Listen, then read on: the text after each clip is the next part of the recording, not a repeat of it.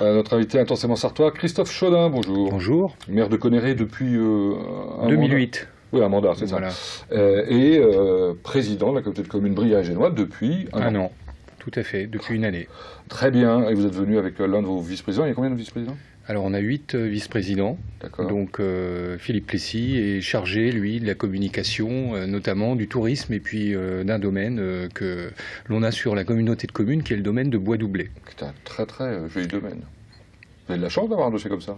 Tout à fait, domaine de Bois-Doublé que je connaissais peu auparavant, mais franchement qui mérite d'être connu. Alors vous êtes conseiller municipal ? Alors je suis conseiller municipal à Montfort-le-Génois. Très bien. Et vous aviez envie de vous investir dans la communauté de communes ? Tout à fait, oui, tout à fait. Donc je suis aussi vice-président depuis un an. En même temps que Christophe Chaudin, je suis arrivé. Cette communauté de communes, qui regroupe 23 000 habitants ?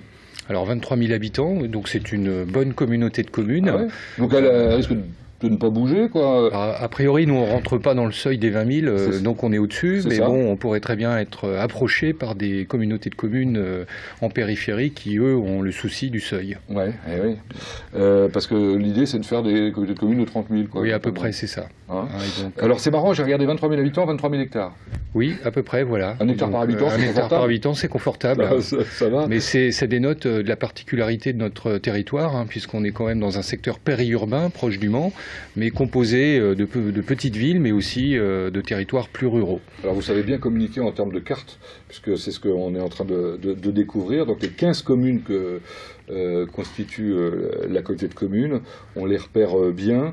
Des communes qui sont quand même d'importance différente. Hein. Oui, voilà, puisqu'on va d'environ 4 500 habitants à un peu plus de 100 habitants pour la plus petite.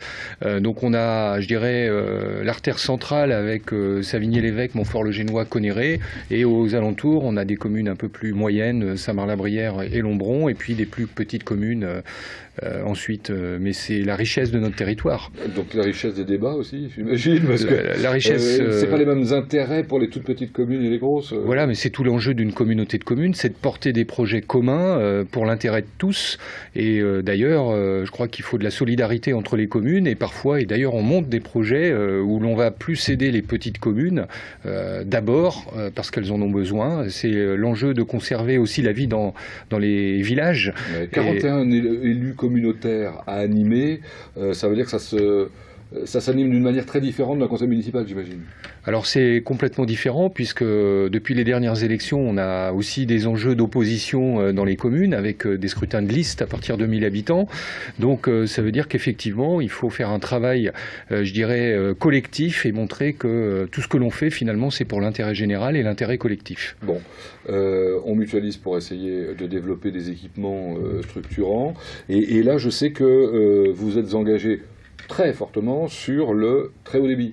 Alors voilà, donc nous c'est une priorité pour le mandat, puisque nous nous sommes engagés à développer et à déployer la fibre optique sur le territoire, puisque nous avions des zones blanches en nombre, je dirais, quand même important sur notre communauté de communes. On a des selles, tout simplement. Alors, non, on a des selles, on a des zones blanches. Donc il fallait rentrer, je dirais, avec d'autres solutions, et aujourd'hui avec le travail qui est fait en lien avec le conseil départemental, donc on s'est inscrit dans le syndicat mixte d'aménagement numérique, et on fait partie des 5 communautés de communes qui ont été retenues pour démarrer le déploiement dès cette année 2015. Ah oui. Il faut dire qu'on y a travaillé, puisque au cours de l'année, nous avions à répondre à un appel à projet, qui est l'appel à projet Amitis. Et donc 9 communautés de communes ont répondu et 5 ont été retenues, et nous en faisons partie. On pourra commencer dès cette année le déploiement de la fibre sur la communauté. Donc tout le monde va venir frapper à votre porte. Bon, attendez, moi j'ai un problème, je ne reçois pas. Donc quand est-ce que ça va arriver ? Et alors, donc logiquement, ça devrait se faire sous combien de temps ? Ça démarre cette année, Alors, ça démarre cette année. Effectivement, il faudra réaliser un plan pluriannuel de programme de déploiement, puisque c'est un coût très important, plus de 2 millions d'euros pour la communauté de communes. Donc, on va commencer par les territoires les plus en difficulté. Donc, les zones blanches dont vous parliez tout à l'heure. Les zones blanches dont je parlais tout à l'heure. Et puis, on travaille avec une commission, qui est la commission de l'aménagement numérique, à ce programme pluriannuel, pour que les choses soient faites de manière tout à fait objective et en concertation avec l'ensemble des élus. Vous aviez déjà plusieurs cyberbases, quand même déjà. Alors on a deux, on va dire établissements numériques ruraux. Donc on a Savigny-l'Évêque et puis Conneré, sur lesquels effectivement on peut accueillir des personnes qui souhaitent venir se former sur l'informatique, consulter Internet, rechercher un emploi. Et donc ça c'est très important. On intervient également à Montfort-le-Génois au niveau du centre social rural avec des permanences que nos deux animateurs des cyberbases, cybercentres assurent. Très bien. Donc passons du numérique à des choses beaucoup plus pratiques, en l'occurrence les loisirs. Ça nous amènera rapidement à Bois-Doublé et au tourisme. Mais j'ai quand même lu... Tiens, dans votre journal communautaire, vous avez un journal communautaire. Oui. Alors on ne peut pas l'imprimer par contre à partir du site internet, donc on ne peut plus l'imprimer, mais je l'ai lu quand même. Que les travaux se terminaient, les travaux d'extension du centre aqualudique, alors que tout le monde connaît. J'étais d'ailleurs très très surpris par la fréquentation, 160 000 personnes l'année dernière. Oui, tout à fait. Donc c'est un centre aqualudique qui fonctionne très bien. Citelia. Citelia, voilà, qui se trouve dans un cadre assez verdoyant et plutôt avec une optique d'accueil familial. Donc c'est un centre qui attire, qui est attrayant, et donc comme nous arrivions, je dirais, au bout d'un cycle, il fallait faire une extension pour continuer à le rendre attractif. C'est ce que nous avons fait avec notamment une extension pour toute une partie fitness cardio, et puis aussi un bassin nordique extérieur. Alors c'est quoi un bassin nordique? C'est là où on a froid quand on entre dedans, mais par contre on a chaud. Voilà, en fait c'est un bassin extérieur non couvert, mais qui sera ouvert toute l'année, qui est chauffé, qui sera ouvert toute l'année. On y accédera par un sas depuis l'intérieur de la piscine. Et il a vocation, je dirais, à répondre à une nouvelle attractivité. Il faut dire que ce type de structure eh bien, se développe de plus en plus. On sera les premiers au niveau du département, et donc on escompte bien augmenter encore le nombre d'adhérents et puis de fréquentation. Bon, j'ai vu que vous rajoutiez un petit espace de restauration un peu rapide, buvette, jeux, etc. Voilà, pour l'été, donc il y aura ce qu'on appelle un splash bad, donc c'est-à-dire des splash jeux. Bad. Voilà, c'est des petits jeux pour les plus petits, avec aussi des jeux de plein air, beach volley, etc. Il y aura l'été, effectivement, il est prévu une petite restauration rapide pour que tout simplement les gens viennent passer une journée complète et puissent pratiquer plusieurs activités dans la journée. Bon, ça existe depuis 2000. Voilà, c'est ça. Et donc c'est en plein développement. Alors c'est en plein développement, enfin on a fêté les 20 ans, un peu plus de 2000 exactement, puisqu'on a fêté les 20 ans l'année dernière.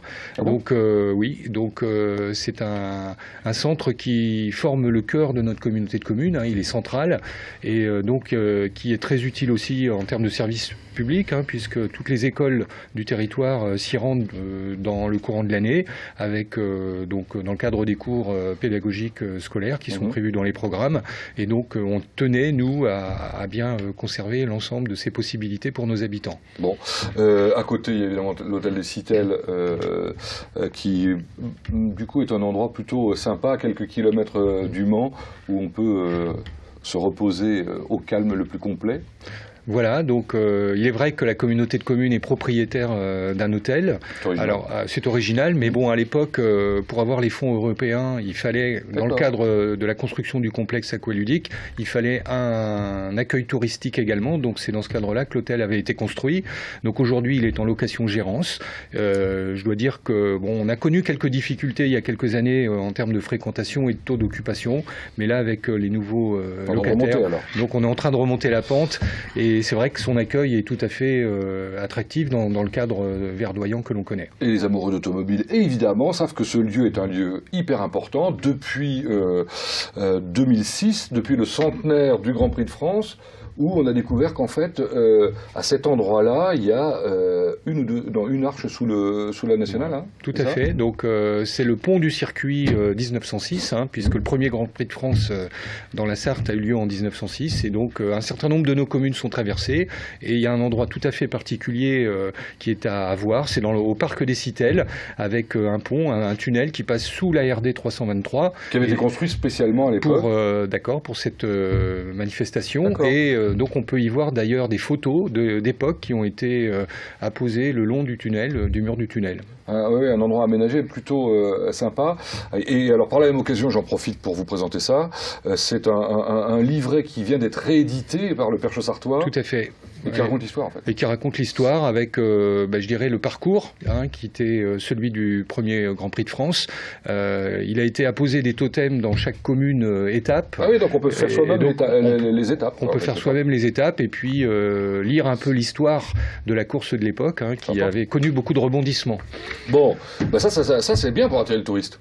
Ah, tout à fait. D'ailleurs, ça a été ma première tâche, c'était de faire connaître ce territoire. Il faut savoir que la population, généralement, connaît bien sa commune, mais ne connaît pas l'entité communauté de communes. Et c'est vrai que donc, mon travail a été un travail de communication à travers donc, la valorisation de notre site et aussi la valorisation de notre journal que vous avez évoqué tout à l'heure. D'ailleurs, sa périodicité a évolué depuis qu'on est arrivé. Il était semestriel et il est aujourd'hui trimestriel. Très bien.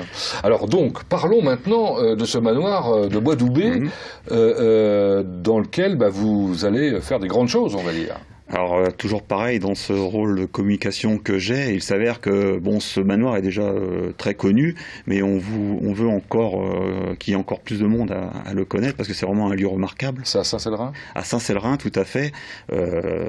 Donc on va mettre en place cette année 2 nouvelles animations qui vont avoir lieu en juin et en juillet. D'abord donc la fête du jardin qui aura lieu le dimanche 7 juin. Ça consistera en quoi ?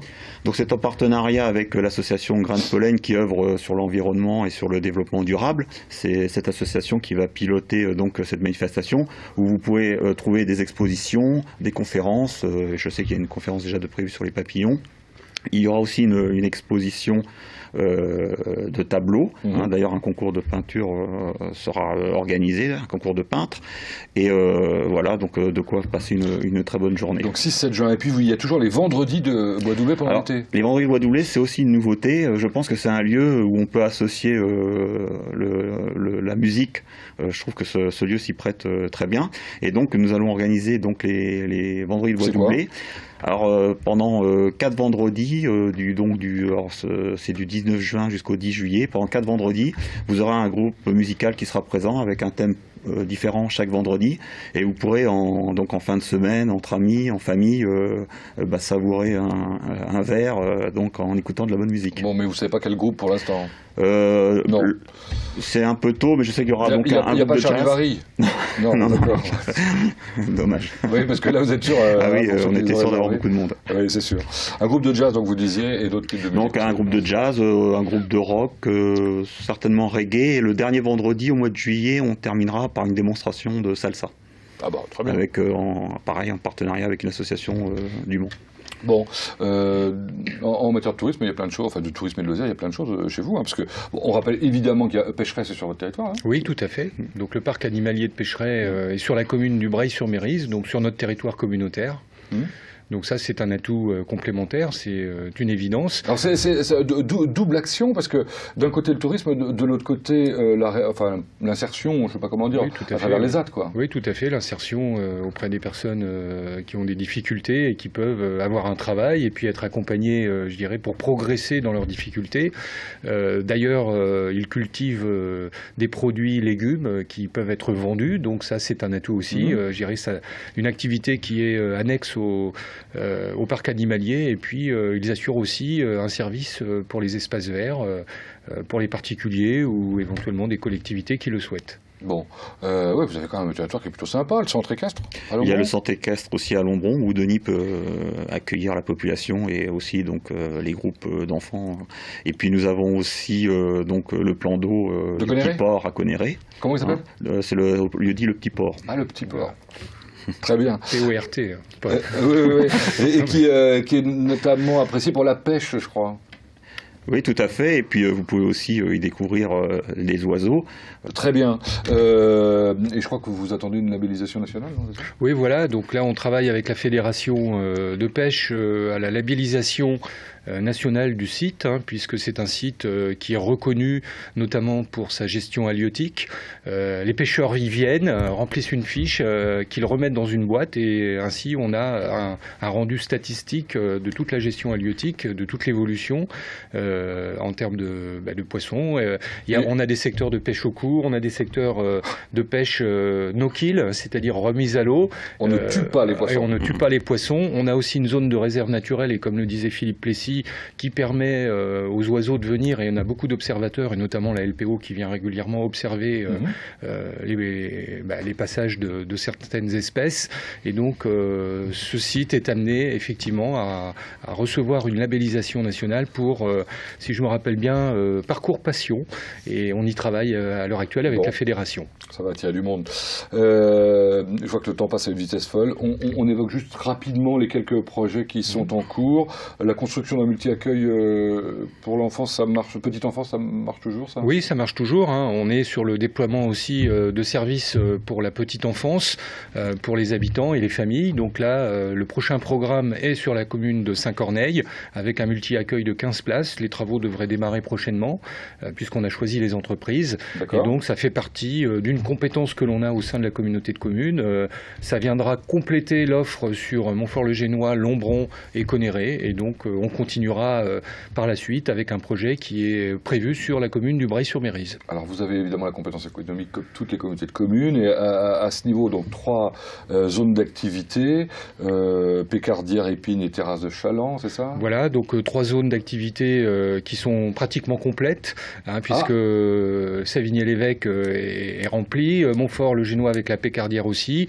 Et là, récemment, on a développé sur Conneré la zone des Chalands qui est pratiquement remplie, qu'on va étendre de l'autre côté de la route. Et puis pour l'avenir, on travaille sur un projet, je dirais, à plus grande échelle avec nos voisins de l'Huisne sartoise auprès de l'échangeur autoroutier. Là, il y a un enjeu fort et ça va tout changer et on espère que le développement va suivre. Et pour soutenir les entreprises, vous avez adhéré au fonds d'avance remboursable, je crois. Oui, tout à fait. On a voté ça lors du budget dernier.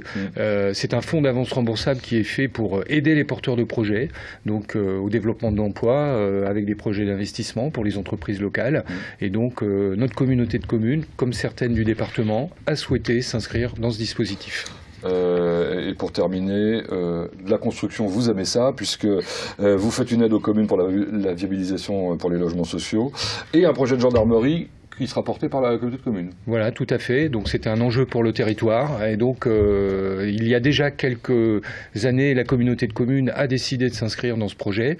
Aujourd'hui, on a une gendarmerie sur la ville de Conneré qui est très vétuste. Les départements se sont désengagés. Il était grand temps d'y faire quelque chose pour assurer un logis à nos gendarmes et la sécurité sur notre territoire. Christophe Chaudin, merci. Merci à vous. D'avoir été notre invité. Désolé, je suis sûr qu'il y avait encore plein de choses intéressantes à raconter.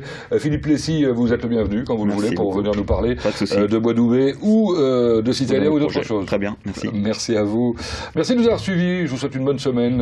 À la semaine prochaine.